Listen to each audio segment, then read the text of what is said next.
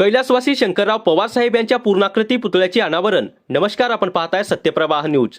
पाहूयात आता सविस्तर बातमी. शंकरराव पवार यांच्या कार्याचा वृत्तांत थोडक्यात. मानवी हक्क अभियान या सामाजिक संघटनेच्या माध्यमातून सर्व महाराष्ट्रभर सामान्य लोकांना न्याय मिळवून देण्याचे काम त्यांच्या माध्यमातून झालं. गोरगरिबांना त्यांच्या माध्यमातून गायरान जमीन शेतीसाठी उपलब्ध करून दिली.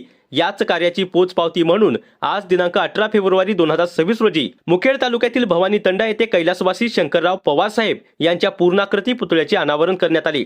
या कार्यक्रमासाठी उपस्थित मान्यवर खासदार रवींद्र चव्हाण, माजी आमदार अविनाशजी घाटे, व्यंकटराव पाटील गोजेगावकर, जिल्हा परिषद सदस्य दशरथ लोहबंदे, शेषराव चव्हाण, मच्छिंद्र गवाले, गौतम काळे, एपीआय राजेश चव्हाणजी, शिवशंकर पाटील कलंबरकर, कल्याण पाटील वाडीकर मामा आदी मान्यवर उपस्थित होते. सत्यप्रवाह न्यूजसाठी प्रशांत पवित्रे. नमस्कार. आज आपल्यासोबत माननीय नांदेड लोकसभेचे खासदार आदरणीय रवींद्र साहेब आहेत आणि जे आपण शिक्षण महर्षी म्हणतो गोजेगावकर पाटील आहेत आणि बहुजन नेते दशरथरावजी लोहबंदे साहेब आहेत. आज स्वर्गवासी शंकररावजी पवार साहेबांच्या प्रथम पुण्यतिथी निमित्तानं हे सर्व मान्यवर आज इथं उपस्थित राहिलेत. खऱ्या अर्थानं साहेबांचं जेव्हा खासदार साहेबांचं मनोगत ऐकत होते तेव्हा सर्वांच बहुजन समाजाच्या डोळ्यामधून अश्रू अनावरत होते.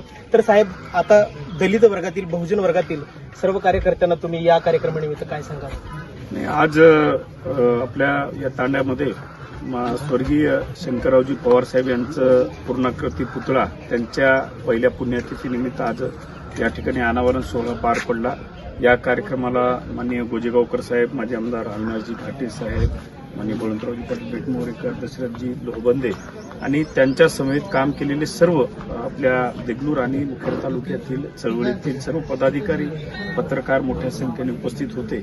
खरं तर शंकररावजी पवार साहेबांनी ज्या शोषित वर्गांसाठी, वंचित वर्गासाठी जे काम केलं ते म्हणजे कधी आपण ते विसरू शकणार नाही.